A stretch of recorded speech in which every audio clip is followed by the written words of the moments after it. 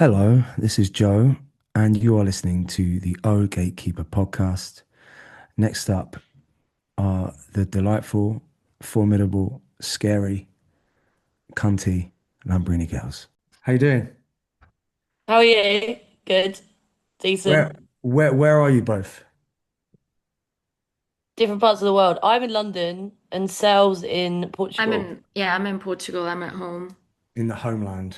Yeah. Phoebe, is that your homeland? Where? Yeah. London or Yeah, Portugal? London. Yeah, no, I lived in Brighton. I was born in London, like literally where I live now. And then I moved to Brighton when I was like 5, and then I moved back exactly where I was from in London. Now it's fucking trendy. So Yeah, you missed out. No, you've gone back. Well, it's expensive. yeah, I left when I was 5 when Hackney was considered crackney, and I lived in a council flat, and our neighbour had like a crack den and there was like police raids. And then I went to Brighton, which was significantly more affluent and everyone was really posh. Where I went to school because I went to school in Hove. Um, and then I lived in Portslade, and then I moved back to to London as a gentrifier myself. So I've come full circle. It's Congratulations. Thank you very much. You made the gentry. I've made it full circle. I've climbed the social ladder, and I've won at capitalism, which Congrats. is what it's all about, is it not? Well, it depends, doesn't it? Yes, it does very much. That's my political answer. Um, yeah, no, I'm well in the gentry. I'm on a street that's constantly got work being done to the houses around it. It's all musicians and fucking graphic designers on my street. Fucking annoying. Um, just because of the amount of Land Rovers and like this old Victorian street, there's no room for fucking anything. Hmm.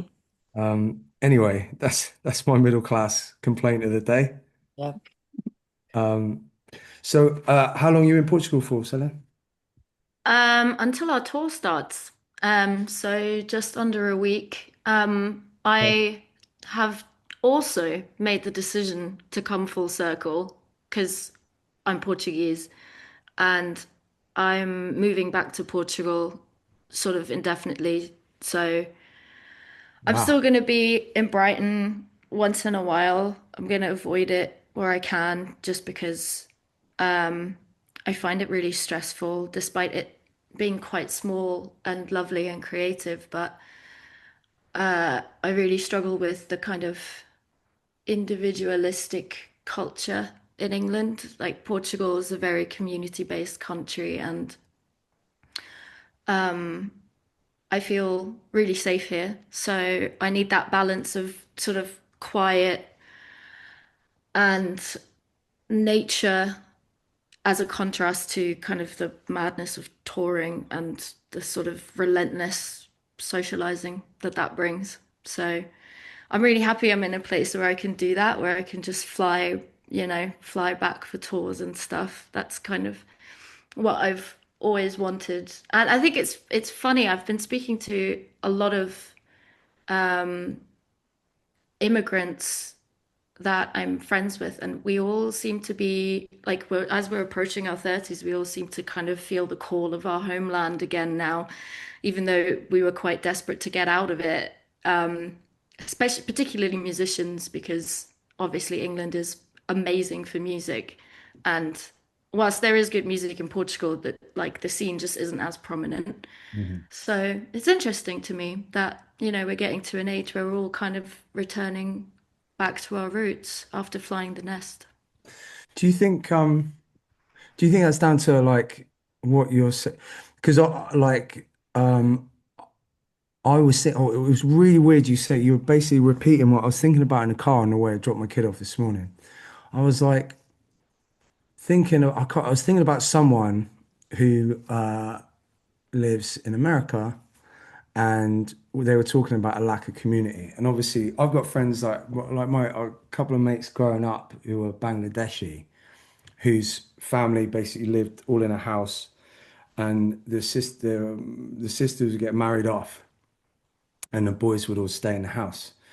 Yeah, the idea, like, obviously, loads of problematic shit with that, what I just said. But the thing that I love is the idea. Like my dad used to be with a Greek woman, and it was the same thing. They just extend the family home, and the family would grow, and there'd be a sense of generational kind of relationship that was like looking after the elderly people in the family, and Hmm. it's like the youngins running about, and I just think that, like, the amount of conversations I've had recently with people is that a lack of community is what's wrong with Yeah. capitalism. Capitalism thrives on the individual kind of what's it called? The libertarian ways of, like, chasing the dream of the individual and not the community, and building things from the up, and grassroots this, and lots of important stuff that we always talk about as creatives.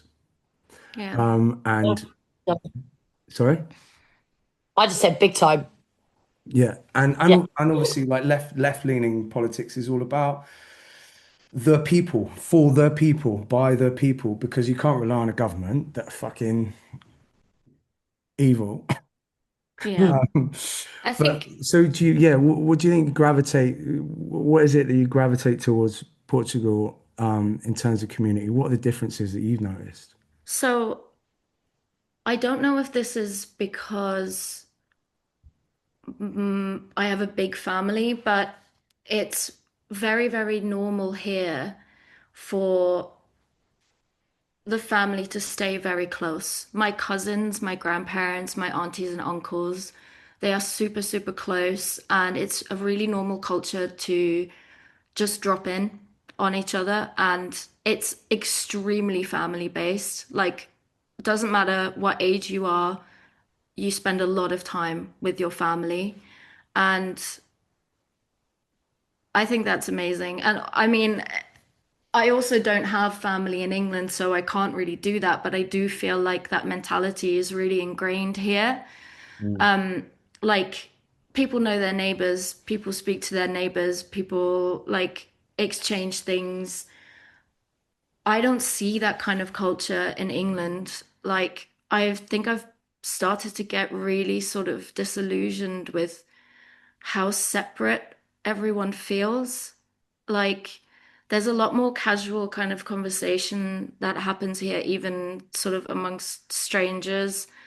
And it's like the cafe culture that a lot of kind of Mediterranean countries have as well, where there's like certain sort of hubs and spots where everyone just kind of comes in and goes out. I do think like we have that to an extent in England in the kind of like alternative grassroots music scene where like we have a cluster of like especially in Brighton, and I know that like it's similar for Phoebe and Hackney too, where there's like a lot of bars and venues and stuff that are very close to each other and that people sort of frequent. But I do like I feel like that's often also very much based around drinking culture. And I think it's a lot less commonly ingrained in sort of the average person. It seems to be more a trait of people who are involved in kind of anti-capitalist and more left-leaning politics that are sort of trying to revive a sense of community and the importance of it. Mm. So I basically started spending a lot more time here in Portugal, where my mum lives, which is very, very peaceful. Um, the the houses here are much more sort of sparse, and that kind of gives me the opportunity to be like in nature. And then I've been spending a lot of time in Porto too, which is where my grandparents are and my entire family, and just kind of witnessing how close everyone is and how, people will bring around giant pots of food unprompted. Mm. And I just think that's lovely. There's like a, there's always an exchange there with no expectation. Mm. And yeah, that's what kind of is putting England in a much bleaker light for me. Yeah. Well, it's that thing, isn't it? They say it takes a village to bring up a child, but I Mm, think it also takes a village to process trauma in a mm, healthy way. And I think things like lockdown collectively are trauma. Like many political shifts that have happened have all been like centered around isolation, isolating people, yeah. and the people, and making people feel defensive or scared, and then blaming it on the other, who are ironically the ones that are getting it the worst, and etc. But like, how about in Hackney where you are now? Is there do you, because Bristol's obviously a very small city and it thrives on people. Mhm. Yeah. Like whenever people come and visit and they're like, "What should we do?" I'm like, like I don't know, hang out with my mates. Like I can't Yeah. suggest it's not a touristy place, but obviously Hackney. Um, what goes on? Is there a sense of community there for you? There is a sense of community. I think it does, especially like in the UK, from the way that Selin describes it. It's very different. Um, I think London is such a big city, so you kind of have to find like a group of people, a small group of people to kind of latch onto and sort of harbor that community within each other. Otherwise, you feel totally alone. Like humans, like we are pack animals. Like you need to be around people. You need to feel a sense of belonging, I think, in order to not go absolutely fucking mental. And like as you said, you do see that all the time.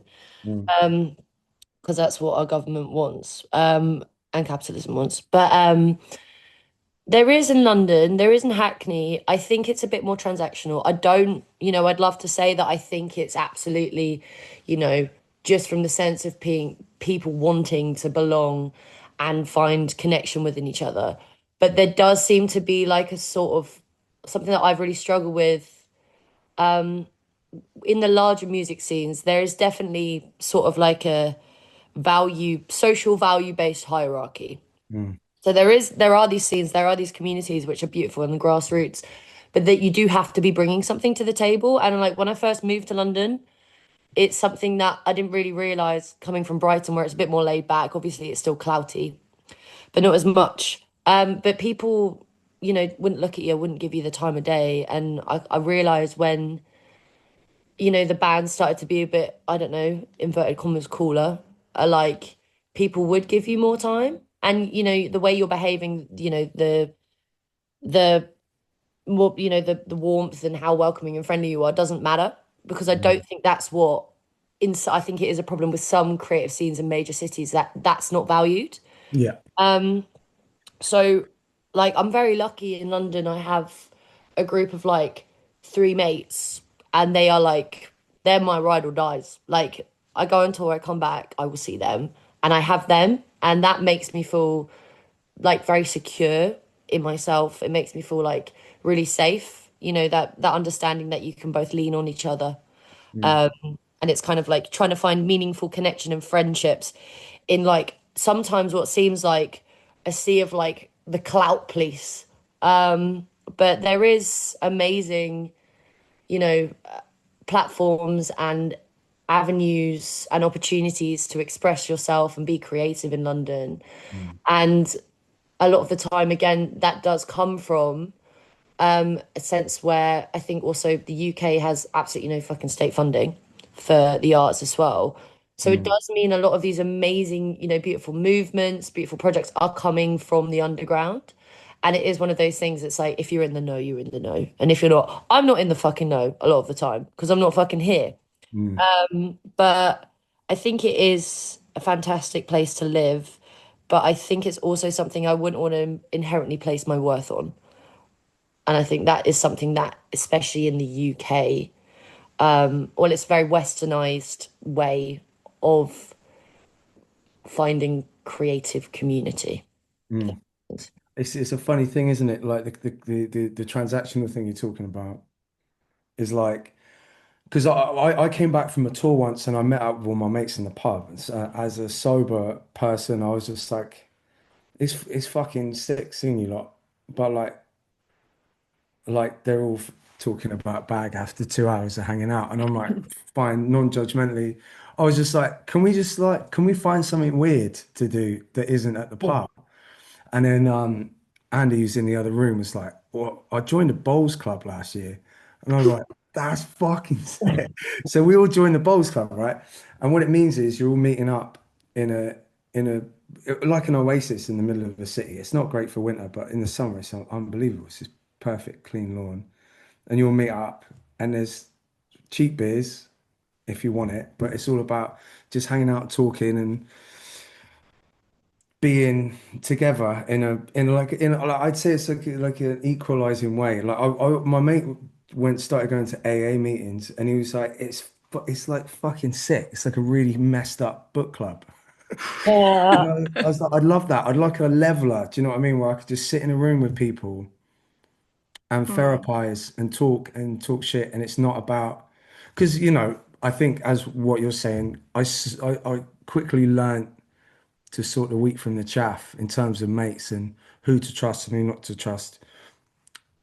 Like as a fucking semi-popular person, like you just gotta like trust good people and fucking fuck off the annoying ones or the And ones that seem transactional. you can also often really tell. Like I definitely had that experience where I'd met a lot of people multiple times, sort of in the music industry, just because I've always been around musicians even before I started playing in bands. Mhm.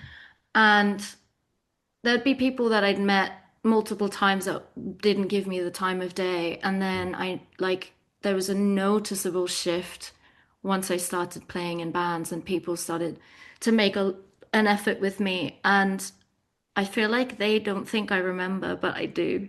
Yeah, And yeah, you can definitely tell quite easily. I think I can personally from where people's intentions lie. I am also the type of person that finds it really difficult to connect on a surface level. Um, right. I'm I I'm the type of person that kind of likes to form meaningful connections, and it takes me a really long time. Yeah, And actually, like you brought up lockdown, and I remember feeling, I know that it was an awful time for a lot of people, and people got very sick and died, which was terrible. But I think it was also an interesting shift in how our society operates because I distinctly remember having an actual group of friends, like a group chat, and we would meet up outside. We would go to the beach or we go to the park, or you'd have those like two designated people that could like come over to your house and you can like, play board games or watch a film together. And that all completely changed once things opened up again. yeah, And always find that really interesting to think about because I felt really safe and happy in that sort of context. mm, And I've always thought like I would love it if there was like more sort of public facilities where you can sort of hang out as a group that doesn't revolve around drinking or loud music because as an autistic person, I really struggle with overwhelming environments. I struggle with noise, and I would often use alcohol to kind of numb my senses in order to be able to handle the environment that I need to be in to socialize.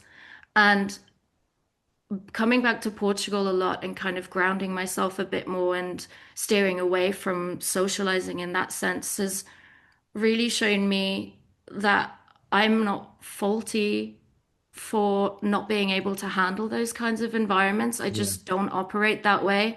And the world generally doesn't cater to that. Like it rewards people who can handle those kinds of environments. And I feel like it's to bring it back to Portugal. I feel like it's very, very different here. You don't need to be a certain type of person or a certain type of way. You don't need to go out drinking and handle like tons of people and tons of noise in order to socialize. You socialize within your family. It's normal to go over to each other's house, to drop by unannounced, to like exchange resources. And I really miss that England and, in a lot of other places in Northern Europe. Like, I feel like Northern Europe is inherently very, very individualistic, where the kind of Mediterranean countries are much more community based in general. But Mm. I think that, you know, it's something worth thinking about. I think, especially for people who struggle with kind of a sensory overload and, don't particularly want to like be drinking in order to socialize, and because that also is a very inauthentic version of yourself Yeah. when you're Yeah. drinking, and it's tough to only exist inauthentically socially. And I think that's very, very isolating.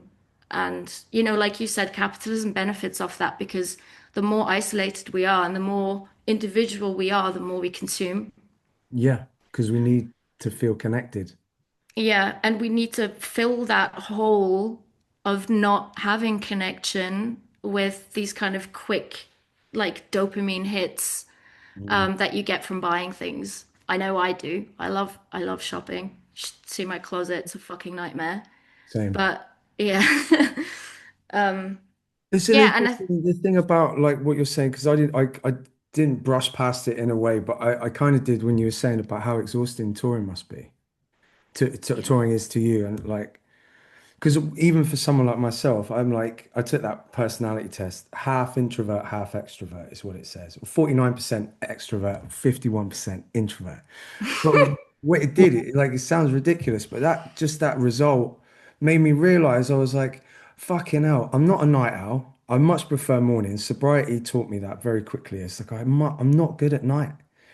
And I was Mm, drinking my way through my personality to put up with nighttime and yeah. being surrounded by people. The thing is, I needed to process all the stuff I was going through, just day-to-day shit as well, on my own.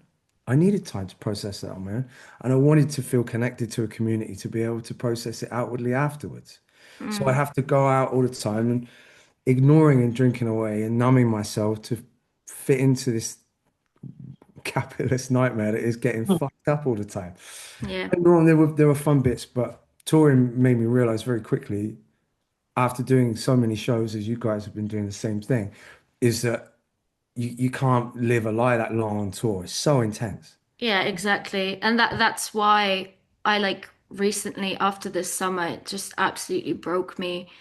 And we had a US tour booked and I just couldn't do it. I couldn't physically do it. Like I developed a tic.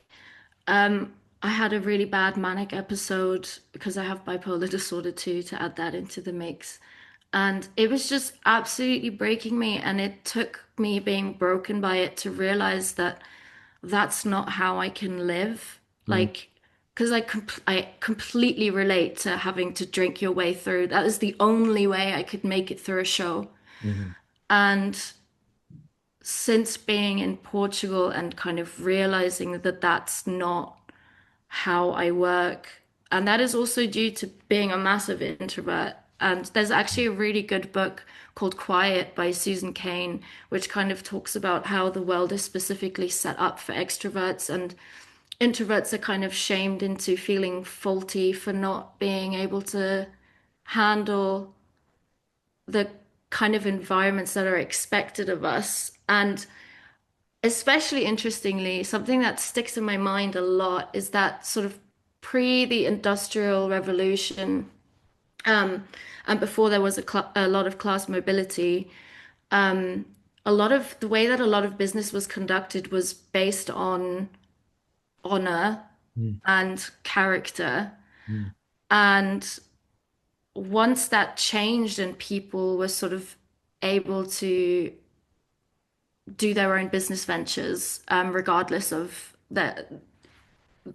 where they were born into, what family Yeah. they were born into, it shifted from um, being character and honor based to being personality based. So Mm, once that shift happened, the person that would make the most lucrative business deals would often be the loudest and most outgoing person in the room.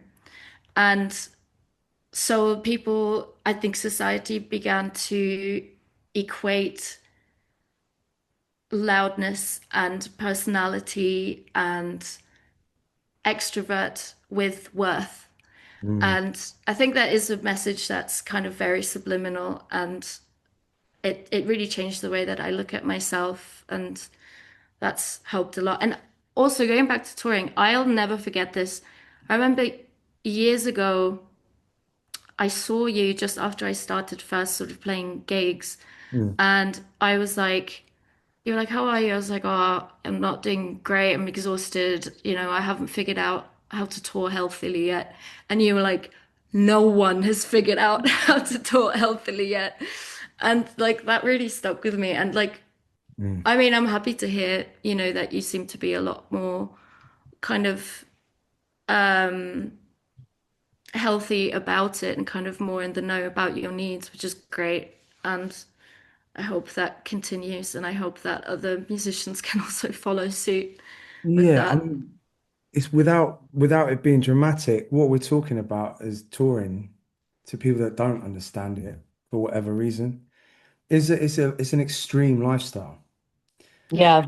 You're looked after a lot, but you're on your own a lot, and you're in super like my least favorite bit of touring is the sociable element, like just having to be around people all the time. The gigs are like this extreme high that I love and passionate and very good at, and then the rest of it, you there's no rules. There's no like it's a bit like grief in that there's no way of doing it other than your way. So you have to learn that way. Mm, And like it's an extreme set of emotions and situations where you just got to figure it out slowly and hope that you have an infrastructure and a good and a trusted management, I think is a big thing, and a mm, trusted booking agent who isn't just out for their own, even if they right in the most cynical way possible. I'm not talking about our booking agent here. She's incredible. Shout out to Natasha Gregory, a mother artist. But that even if they were just out for their own pocket, if they were smart enough to think about it, your health would be paramount because they'll get more money in the long Yeah, run. it's a massive deciding factor. But I also don't think that like, and again, I'm not talking about our team. Our team are amazing. We love them. But you do see it a lot of the time because like the way that like the touring, the live music industry, like the framework of it is sustainability is never really considered as something which is a deciding factor whether like something's going to be successful. It's like let's get as squeeze as much money Mm. as we can out of artists, and we have frame of references, you know, throughout the last like 30 to 40 years, and you see so many artists going fucking bonkers. Yeah, It's not, but we don't seem to learn. But the sustainability part is so important. yeah, yeah, But then And I why, think, like why is that not taken into account? It's like unless people don't see, things with a shorter shelf life, so Um, let's just see how much money we can get out. do you think there's not a because for instance, as touring artists, you must witness it. That kind of the archaic fucking men in leather jackets doing loads of drugs, throwing stuff out windows is a lot less apparent. Don't get me wrong, there are some cunts out there, but like in a shift, it's gone towards a discourse of mindfulness and exercise and fucking balance. And I'm not saying the business side of it. One thing is we don't make money unless we're touring, correct? Yeah. exactly. You know? Yeah.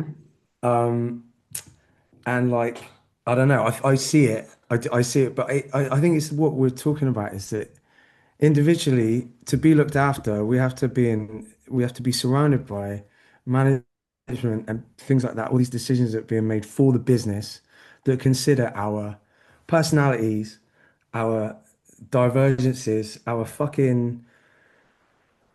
our dynamic as a family, a touring family, whether it's two or five or fucking 15. So you've got so much to do. And like, granted, we're all adults and we need to look after ourselves, but that's easier said than done when you're like in such an extreme situation.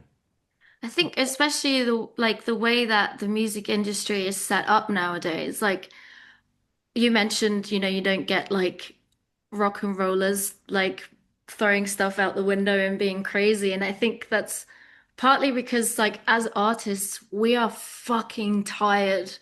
And like we've all felt the shift of kind of the way that the music industry is set up and very, very streaming based and online based, that that means, like you said, the only way for an artist to really survive is to tour.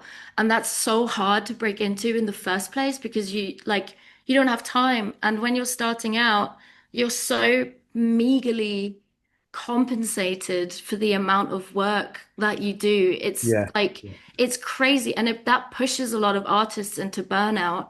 And I think it also puts a lot of pressure on artists to burn themselves out and to keep it going so that they can pull through and get somewhere. Like, we don't have the infrastructure that supports artists as they're starting out. Like, Mm. you always need something. You either need like a major label to pick you up when you're tiny, and that really doesn't happen very often anymore at all. Um, or you need a pot of money to dip into In over your to head. help you, like, get started, to pay for recordings or to pay for, like, we had the way, like, we were able to strike whilst our iron was hot, and we developed so quickly because in the first year I had some money from my dad passing away as an inheritance. I paid for our EP and I paid for like our first few Europe shows. And obviously it's hard to say, where we would be without that. I think we also have a lot of merit and I believe in what we do. And I think we would have had some form of success regardless, but it wouldn't have happened so quickly. And there's also a lot of artists out there who work just as hard, who are just as talented and write just as amazing music that just don't have the opportunity to chase those opportunities as quickly. And that means that we are deprived of very good music a lot. And that needs to change. And that needs to change with, I think, streaming platforms. Like, I think consumers should be boycotting things like Spotify in particular. Mm. It's very difficult for artists to do so because the entire music industry is built around streaming now. Like, promoters look at the numbers, etc. Um, and Yeah, I'd like to think it was up to the consumers on that one, yeah, me too. I if I'm agree. honest. There is an issue where it seems like there is an inherent pressure on artists to be changing like a landscape of an entire multi-million dollar industry when that industry doesn't serve the artist, it serves the consumers. So the pressure needs to be turned around on the consumers to make a change, opposed to pointing at the artists who are already being fucked over by the industry itself. The thing that's been prevalent really is a want for community from individuals, from all the people I speak to. And this, sorry, I'm just getting up the questions up because I do actually, I don't know if you've seen this thing, but basically I ask everyone's questions. I haven't asked you a single one yet, but I'll get on. I'm just getting it up because I'm gonna need my glasses because it's a bit dark today. But like I want to start a book club, or I want to be in a room with people and do something, and like that is the key to, like the revolutions, the communist revolution started in pubs, and like fucking all the brilliant things that happen when you're around people, when you choose to be around people, and it's not this like intensified thing. It's just a beautiful group of people that want to spend some time together and share their week or share their fucking experience with a book or throw a bowl down an alley. And but that I think that's where, there's a sense of the left, the political left, that's been very much what's the word? Like It's fragmented. fragmented, exactly.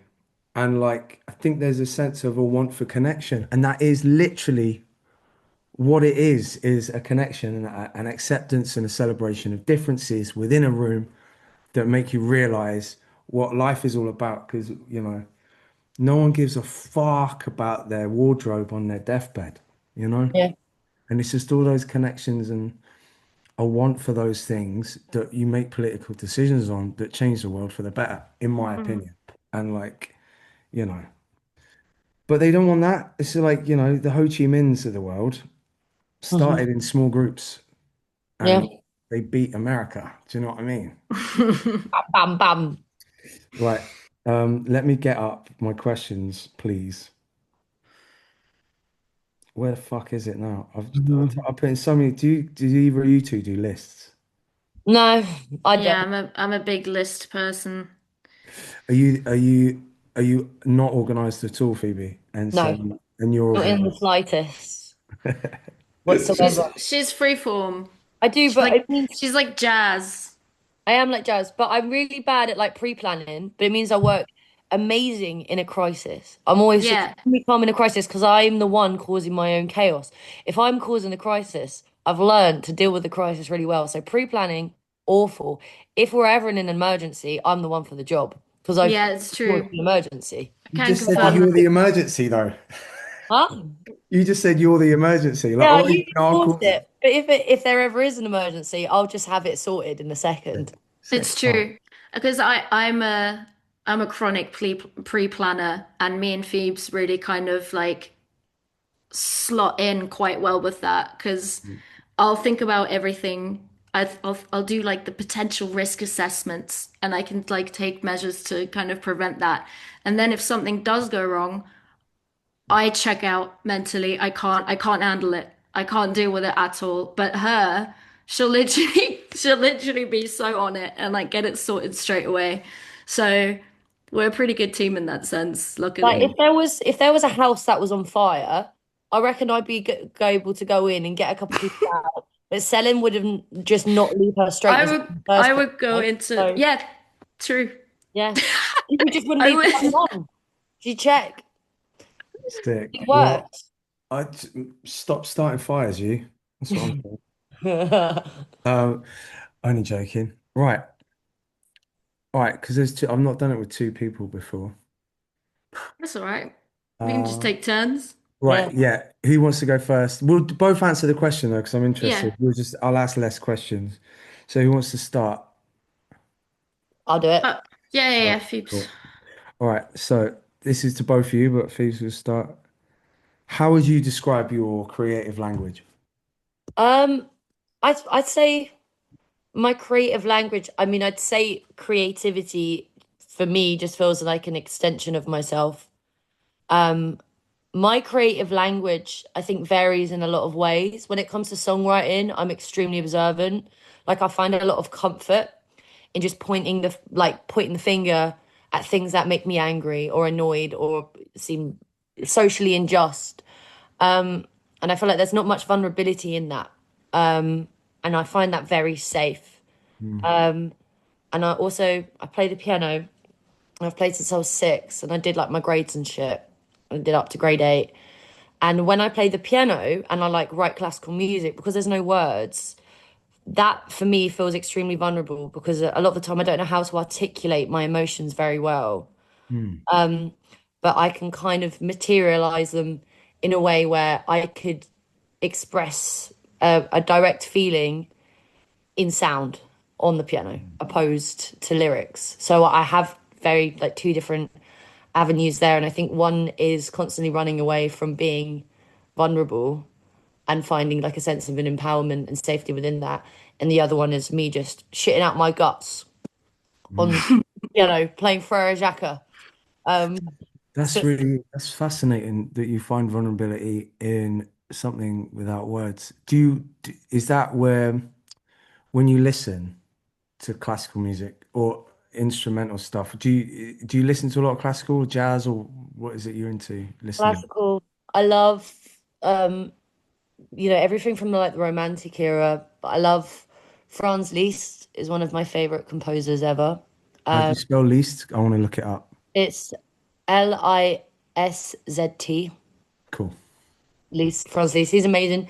But the term Beatlemania came from the term Listomania.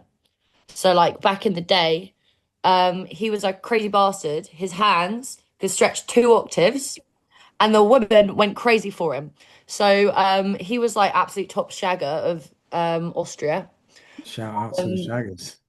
top shagger of the world. But his music, when you listen to it, it sounds like love, and I know that's why they call it the romantic era. But there's nothing that I can equate that, any sentence, any words, like nothing can compare or evoke any sort of emotion in me in the same way that he can.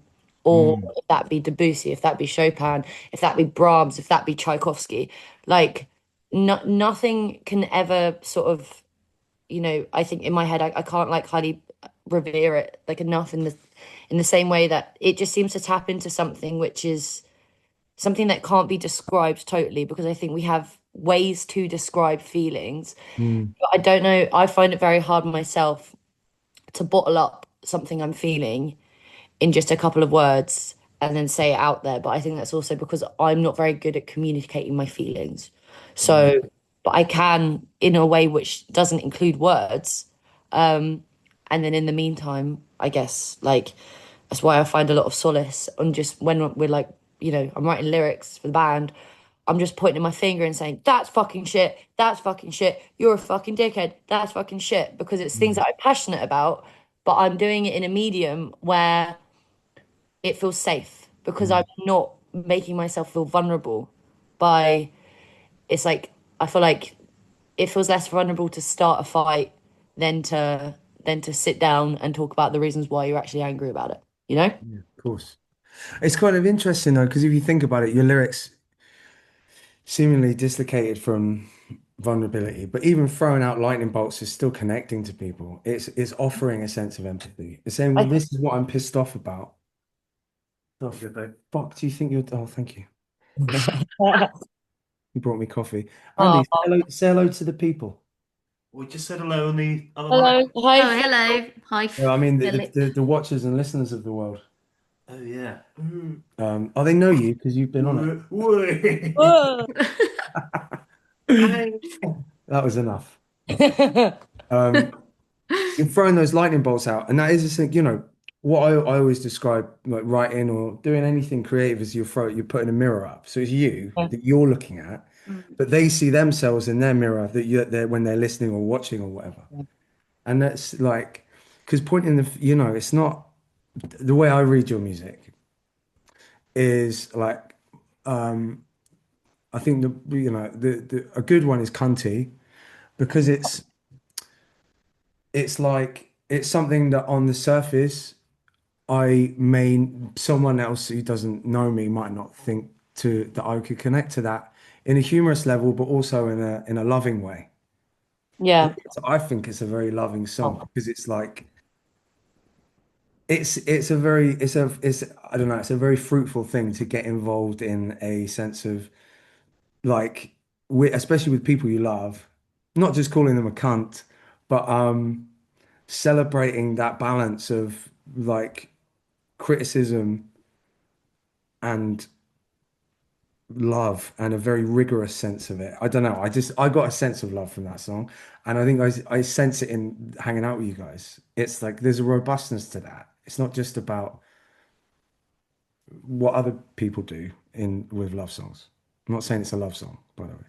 It's the closest thing we've got to one. But no, I do Yeah, agree with you. And I think like the way you talk about like throwing out lightning bolts. I think it is extending empathy in a way where it's kind of, I mean, the whole point is like about nurturing community and Mm, is making, because everyone is feeling these emotions, everyone is fucking pissed off, everyone is desperate for catharsis. yeah. And if you look at a show, people are fucking desperate to just have a moment where they can beat the shit out of each other very mindfully and Mm, feel that sense of togetherness. And I think it's a really good way to encourage that and nurture that because I think out of everything we do, garnering community for every fucking live band, I think is the most important. If you can go to a show by yourself and you can look like shoulder to shoulder at the people beside you've never met and you don't feel alone, that I think that means that, bands are doing their fucking job properly. mm, mm. That's all we have. So really, you are a bowls club. Yes. I do also think that like creativity to me means embodiment. Like it's embodying anything abstract into something consumable, Mm, in a positive sense, not in a capitalist sense. And I think like even though like Phoebe, your lyrics aren't necessarily like just like you're not the main subject of it. You're still embodying your views and your perceptions. And I think there's just that's still, very, very creative. That's what creativity means to me. I'm the complete opposite to you, to Phoebe's when it comes to like writing lyrics. I can only really write about my feelings and it's how I process my emotions. And I'm incredibly introspective to a fault. It's exhausting. But that's me embodying how I operate. And I think Phoebe embodies how she operates and what's important to her and what her values are through her lyrics with that, without being the main subject of it, which mm, makes complete sense to me. And it's just just a different way of being creative. absolutely. Embodiment's a lovely word. And like thinking about, because obviously you touched on, at both of you mentioned like things around abstraction earlier on jazz and like the chaos of that. But like, I don't know, what I find interesting is what I connect to outside of music. Because music, I think like I'll just find things that I love, and often it's visual. I don't often think about music lyrically. I'm not a lyrical guy. I'm like,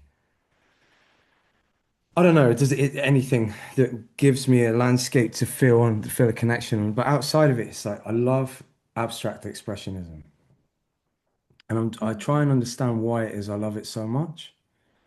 And like I've never read too much on it. I didn't study art. I studied film, and like there's not much on like I didn't like Buñuel and people like that who did kind of surrealist stuff, but I didn't connect with that for some reason. Abstract art like it literally makes me feel something very potent. And like I think I'm at an age now where lyrics and what I do is try and throw out lightning bolts, and I think I want to do it in a different way with the music and try and create something abstract, like abstract expressionism, but music that isn't jazz. But try and make a new different connection. Try and like weird like try and connect some synapses and without being a producer or anything, just try and create some new landscapes. But Mhm. embodiment is a really lovely way of thinking about it. Thank you. You're welcome. Anytime. That's what I do. I steal from other people just in case. Uh, Well, I think it's a fair exchange. There's no Yeah. ownership on these kinds of things. So, Exactly. Let's not act like um actual Brits.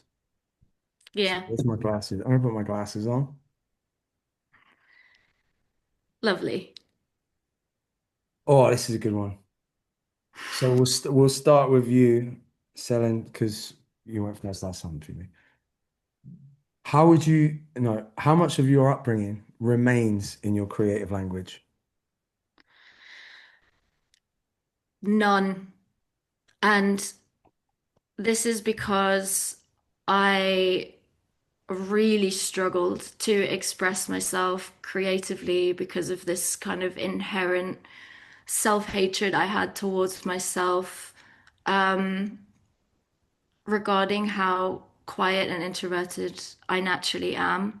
Hmm. And I always felt really stuck. I always had an overwhelming urge to create. I decided that I wanted to be a musician when I was 11 years old, and I steered my entire life towards that. It's why I decided to move to England and etc. And I was really stuck with it for a long time. I had the barrier of shame and feeling like I wasn't able to be successful as a musician unless I was loud and took up a lot of space. Oh yeah. And a lot of like women in alternative music are very outspoken and loud. Like I when I was a teenager, like my biggest idol was Courtney Love, and she's like the complete opposite to me, but I still really idolized that.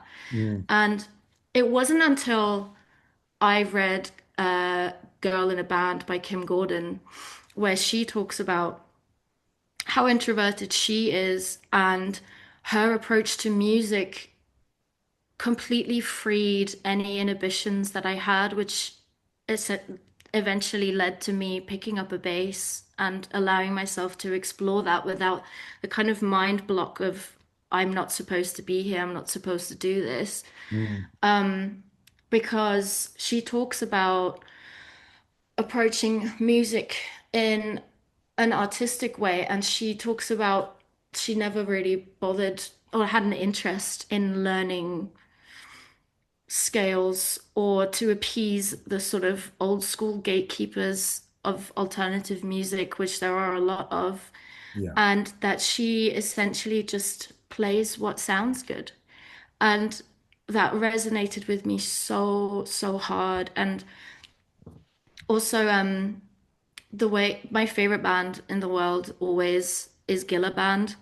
And the way that they play their music, the way that they use like sonic textures and sound and turn it into something musical, like they're taming noise essentially. And I find that so fascinating. And it allowed me to not feel like I have to be some sort of finished product of someone who is extremely technically talented in a way that people can't poke holes into it, because I was so afraid of the criticism and I was so afraid of not belonging, which I think a lot of women face when getting into music. Right. And also just being free from the perception that I need to be like technically proficient in order to make music. I am a very creative person. I'm very sensitive to sounds and melodies, and I can, you know, I play piano as well. I'm not classically trained in it, but I can write songs on it just based on what feels good and what sounds good. And that was something that I only realized 5 or 6 years ago. It was during lockdown, I think I read Girl in a Band, Oh, and really? That yeah, recent? I only started playing bass in lockdown. I played my first ever show in 2021. So it was all like it seems as soon as that block was dissolved, it just happened very naturally for me. What a beautiful So thing that is. Like I remember now you're telling me, I remember your progression in real time. yeah, But yeah, that's like um that's really isn't that fucking cool for people to hear? Don't you I think? hope so. Yeah. As if you just stand outside of your own experience and be like, you're inspired by someone else who has a fucking like just the last two albums of theirs is like so brilliant. The what's it? No Home record and the one after it. I've forgotten what it's called. Kim Gordon's last record. Oh, I don't remember either. But they're so like what a incredible journey to inspire someone like yourself and then to be in a band such as yourselves after fucking 5 years. I don't even thought about it before. That's fucking amazing.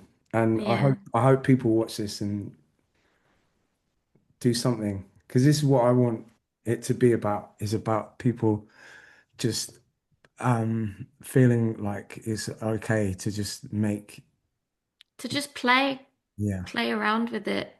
Like, and this also harks back, I think, to our conversation about capitalism, because I think creativity is very, very natural to us as human beings, and we all want naturally express ourselves. We all have music built into us one way or another. Mm. And I think the sort of pressure of wanting to do what you enjoy doing as a profession then means that you have to like immediately turn your hobby or your passion into a profitable skill. Mm. And that's a huge amount of pressure to contend with because there's obviously so many of us that are making music and it's all very good. And it just means that it can feel very overwhelming and competitive. Yeah. And I definitely lost that sort of sense of play and excitement and exploration. Um, and looking at music in a different way, like Kim Gordon outlined, and also how I think Gilla Band approach their sound Mm. is really freeing. And I hope that um, people start to feel like their creative side and getting started in music or any kind of art feels much more accessible to them and that there aren't criteria that they have to fit into in order to be creative. Mm. I wonder, like, in maybe like 100 years, whether they'll be like, like pre-Raphaelite, Mm. Yeah. whether it's like pre-Gilla Band. Um, Honestly, I think they reinvented guitar music. I don't know, like, yeah, I think they're the best thing since sliced bread. I Yeah. agree. Yeah, I really do. It's magic. Phoebe, what about you? How much of your upbringing remains in your creative language? Blah, blah, blah. I'm not sure. I mean, it's a great question. I think, I mean, I was raised playing the classical piano, which is extremely rigid and extremely formulaic. So it's kind of like creatively kind of gone to a totally separate goalpost where we're like running around on stage screaming naked. Like it's very different. So I don't think a lot whatsoever in regards to the creativity which is we commercialize on. Um, in my own time, absolutely, I'd say like I still it's something that I will always have throughout my whole life, and I feel very grateful, and I feel like it's a huge part of me. But I don't think anything I've learned or developed creatively as a child has something that is really, I don't think some things I don't really incorporate. I don't think, or maybe I just don't have the self-awareness um into adulthood and the way how I creatively express myself now, especially in the band. Um, honestly, so not much whatsoever. Like I really liked Flip Mac when I was growing up, and I dyed my hair blonde because I wanted to look like Stevie Nicks when I was 17. She's a fucking legend. So I feel like someone like that was always a huge influence because she was just like absolutely take no prisoners. She was a crazy motherfucker, and she'd beat the shit out of you if you fucking crossed her. Um, and she used to get cocaine blowed up her bumhole because she didn't want it to affect her vocal cords, which I thought was really sick. But I think she was like the first example of like a very like domineering strong, woman presence on stage. And that was something that always really stuck with me. And I remember thinking, I want to be like her. So I took it very literally and dyed my hair blonde and started wearing flowy clothes. Um, What about the but cocaine up the and butt? doing blowing cocaine up my bum too, yeah. But I, she was definitely someone that inspired me to be a bit more to be more out there basically on stage as well, and I never wanted to be a front person. It wasn't something I didn't write lyrics before I was a front person. I just Mm. wanted to play guitar in a band, and that's where I was happy, and I played keys in another band as well. um so I never thought it would be something that I would do. And I think that's something which creatively, as I've gotten older, has become a large part of me but wasn't 5 years ago. Mm. um so it's kind of like unlocking like this bonus version of me, which I didn't know existed because I always, when I was younger, I was always like the, what's the word? The accompaniment, I'd always be playing guitar for someone, I'd be playing piano for someone. Yeah. Um, so it was very strange. So it's kind of feels like it's very, very different. It's been very rewarding.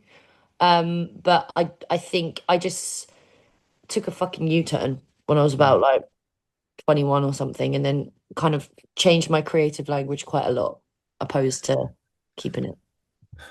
So for both of you, it's quite this band is a like an amalgamation of revelations for both. Mm, Yeah. Yes, that's really definitely. cool.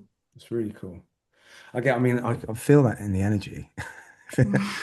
Um, that's cool. Like one thing there's a dichotomy of how you described classical music in your creative language and Hmm. then how it is as a thing. You said it's very rigid and formulaic, but you also said it helps, it's very expressive. That's Yeah. quite isn't that quite an interesting? It's kind of like it's like with classical because it's like the opposite, like classical piano versus like jazz piano. It's like it's fucking impossible to learn because the way that like classical music is set up is extremely rigid, it's extremely formulaic. Things are the way that they are, and it's always written down on scores and scores and scores, and you get taught it from the moment you start, touching the fucking keys when you're a baby at 6 years old, going beep beep beep.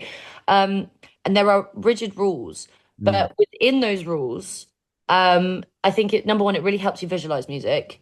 Um, Music theory is really fucking handy.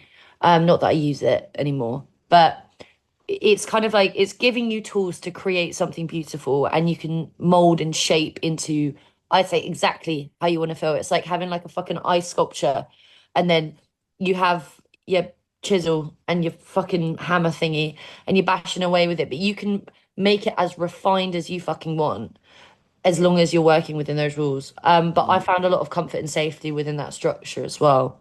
Whereas jazz, tried to learn that, absolutely fucking not. Impossible. You can't be taught jazz. You have to teach yourself jazz, which couldn't do that. No thanks. But yeah, I don't know. I think it's quite freeing. But you very much know the tools that you're working with within classical. yeah, I think it is freeing to have parameters, isn't it? It's like walls to bounce off. Yeah.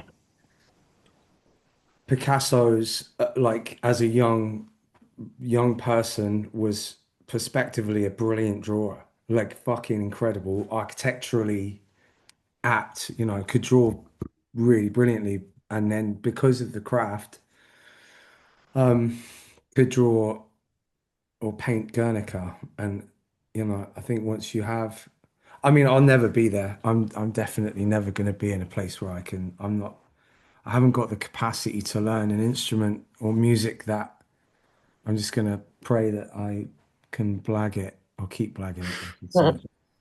We're Um, all blagging it. We're all fucking blagging it. yeah, just as a reminder, we're all blagging it. I mean, Yeah. I've been in the room with some people who were like geniuses, and they're genius blaggers. Yeah, And Yeah. really. that's sick. That's what you want. You want to like, It's Yeah. it's the music industry's best kept secret that we have no idea what the What fuck the we're fuck we're doing. doing. Yeah. we're just blowing cocaine up each other's asses. Yeah, Not exactly. Allegedly, allegedly. Allegedly, it's the one of my magic favorite word. words. Yeah, yeah.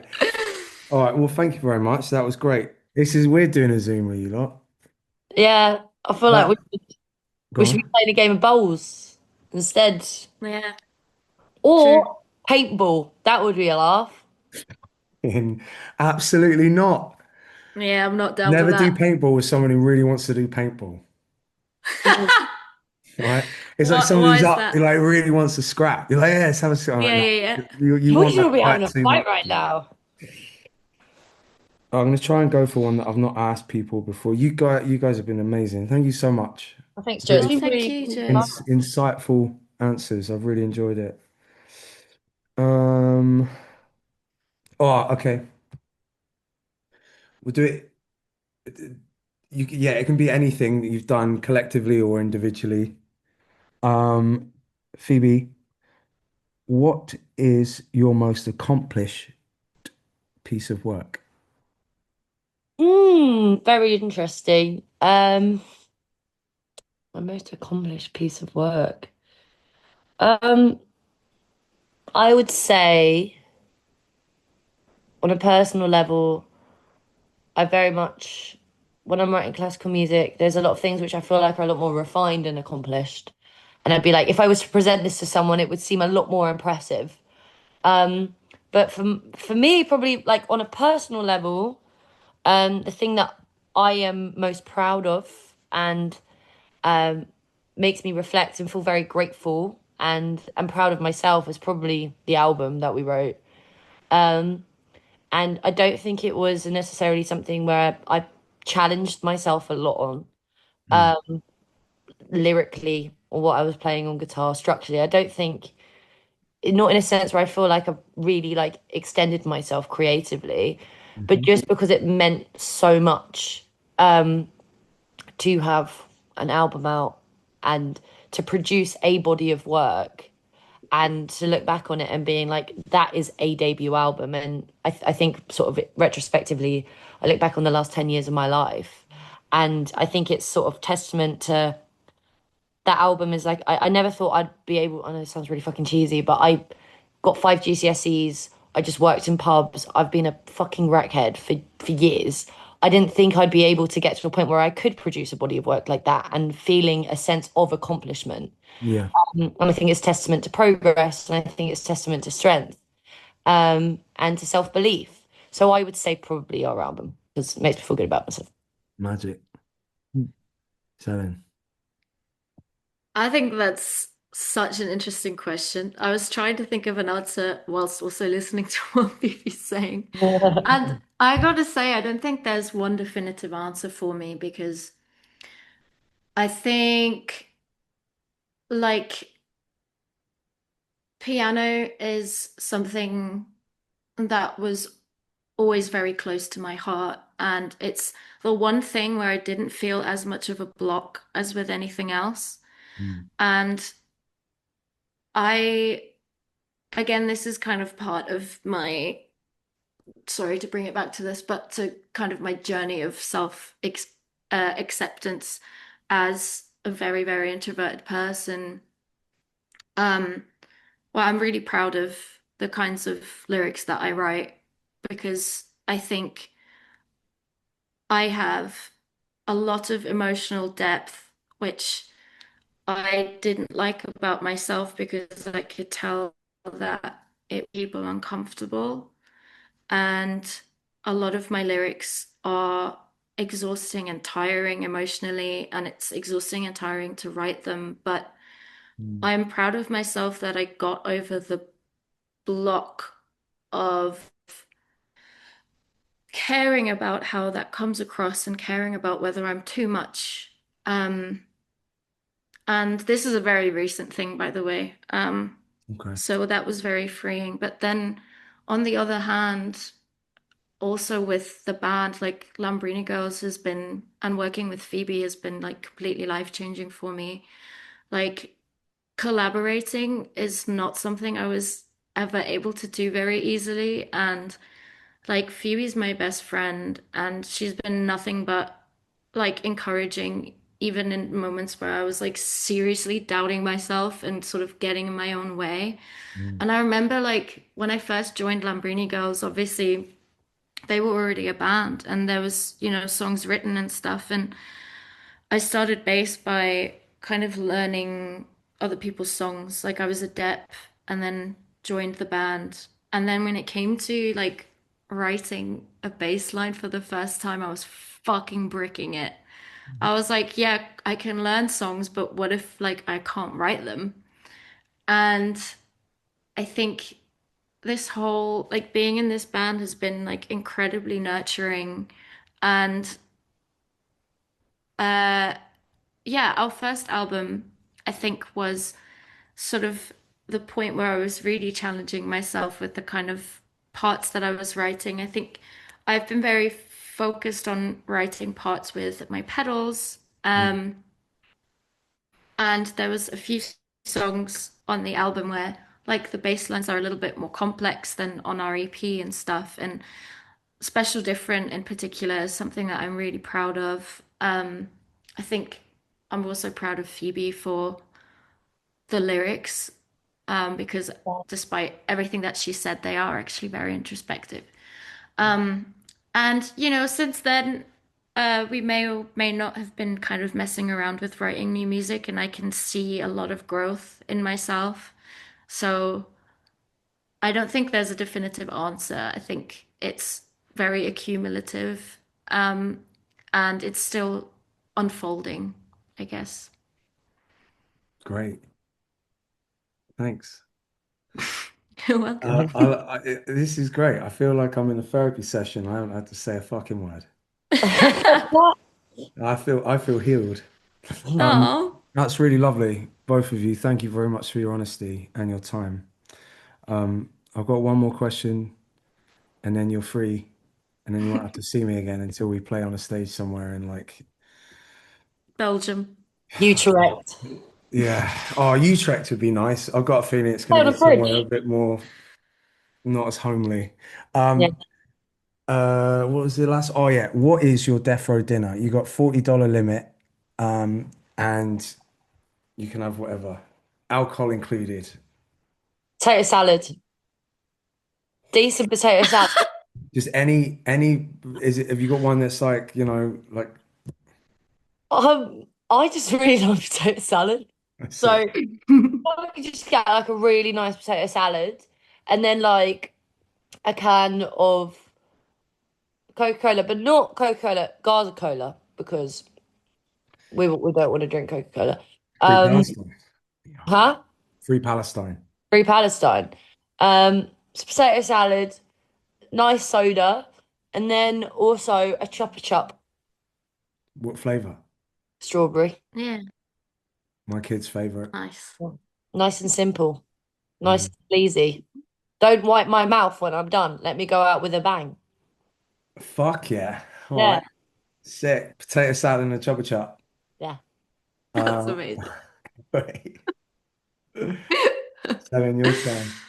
I love food. I love cocktails. So a good caipirinha would do it for me. And I've been dying to have a seafood boil in America. I've had one in the UK and it was really disappointing, but I feel like I want it like straight from the source. I think it originated in like, oh, maybe I'm So, not going to say that because I don't know, but somewhere in America.